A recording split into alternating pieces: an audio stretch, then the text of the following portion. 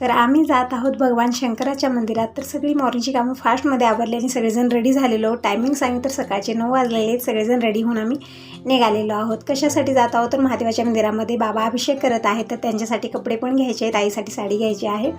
तर अगोदर आम्ही तर कपड्याच्या दुकानामध्ये आलेलो आहोत.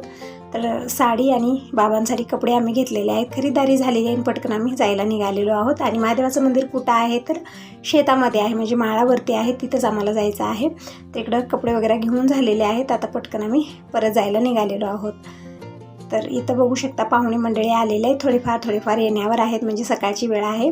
तर सगळेजण येत आहेत. इकडे अभिषेकची पण तयारी करत आहोत, म्हणजे मंदिरची साफसफाई झालेली आहे आणि पूर्ण मंदिर स्वच्छ धुवून घेतलं. आणि इकडे स्वयंपाक करत आहेत, कारण खूप सारे पाहुणे मंडळी येणार आहेत. ब्राह्मण देवता आलेले आहेत. महादेवाचा अभिषेक झालेला आहे. नवग्रहाची पूजा विधीपूर्वक झालेली आहे आणि बाबांना आयर केला आणि आमचे जेवणे खाणे झालेले आहेत. आणि जे वाहन आले त्या वाहनात बसून मी आता